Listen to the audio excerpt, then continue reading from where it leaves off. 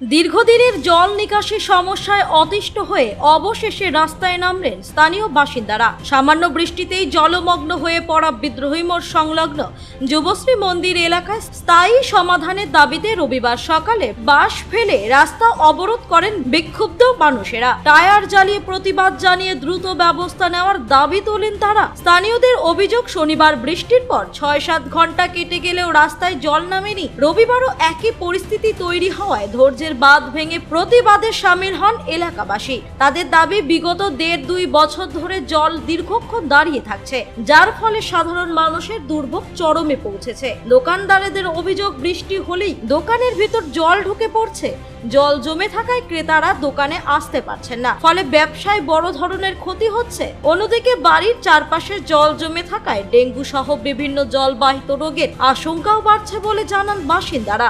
এলাকাবাসীর অভিযোগ, নিয়মিত ড্রেন পরিষ্কার না হওয়া এবং অপরিকল্পিত কালভার্ট নির্মাণের কারণেই এই জলবদ্ধতার সৃষ্টি হয়েছে। তাদের দাবি, অতীতেও একাধিকবার বিষয়টি পুরসভাকে জানানো হলেও কার্যকর সমাধান মেলেনি।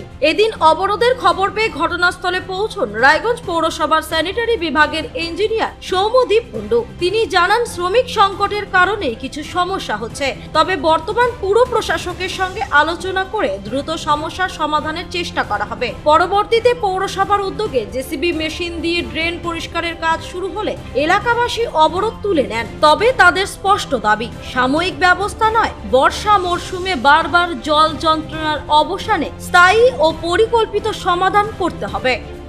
বরাদ্দ থাকে আমাদের রাস্তার জন্য, হয়তো বা অর্ধেক টাকা হয়তো কারো পকেটে চলে যাচ্ছে, অর্ধেক টাকা আমাদের রাস্তার পিছনে আসছে। সেই কারণে হয়তো আজকে আমাদের রাস্তার এই হাল।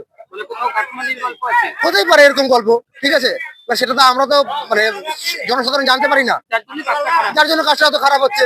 দীর্ঘ বছর ধরে দেখে আসছে এরকম জল, নোংরা জল আমাদের পায়ে, আমার নিজের পায়ে, ঠিক আছে, আমি দেখিয়ে দিচ্ছি। কাল রাতের এর জন্য কাল রাতে এই জলের জন্য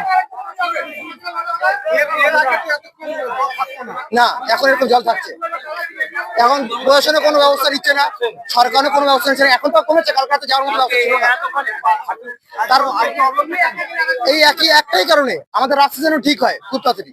যেমন যেভাবে মন্দিরে জল ঢুকে গেছে, দোকানে জল ঢুকে গেছে, ফুটপাতে যারা ব্যবসা করে খায় তারা ব্যবসা করে খেতে পারছে, বাড়ি বাড়ি জল ঢুকে গেছে, তারা বেরোতে পারছে না।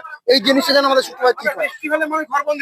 একদম একটু বৃষ্টি হলে ঘর বন্ধ হয়ে যাচ্ছে, করতে পারছি না এবং পায়খানা বাথরুমে যেতে পারছি না। রাস্তাতে জল, আমার ছেলেরা একটু অসুস্থ টাইপের, তারা চলাফেরা করতে পারে না জলের মধ্যে। তারপর আমাদের দোকান সামনে, এই দোকানের পরিস্থিতি খুবই খারাপ। কতদিন ধরে চলছে এটা? এটা বছর 2-3 তো হবেই। নতুন ড্রেনটা করার পরে আরো বেশি হয়েছে। কতদিন আগে হয়েছে এই ড্রেনটা? এই তো পূজার আগে, ভোটের আগে। এখন কি চাইছেন? এখন চাইছি যাতে রাস্তাঘাট পরিষ্কার থাকে, ড্রেন পরিষ্কার থাকে, আমরা যেন সুস্থভাবে বাস করতে পারি, মশার উপদ্রব থেকে বাঁচতে পারি, পোকামাকড়ের উপদ্রব থেকে বাঁচতে পারি। আজকে রবিবারে পথ আটকেছেন, সাধারণ মানুষের তো অসুবিধা হচ্ছে। অসুবিধা হলে কি করব? আমাদের যে অসুবিধা সেটাকে দেখবে। আপনারা বলুন, পৌরসভাকে তো অনেক খবর দেওয়া হয়েছে, ওনারা তো এসে কিছুই করছেন না। আমার নাম আরতি বসাক। রায়গঞ্জ থেকে রামকৃষ্ণ দাসের রিপোর্ট, লিক নিউজ।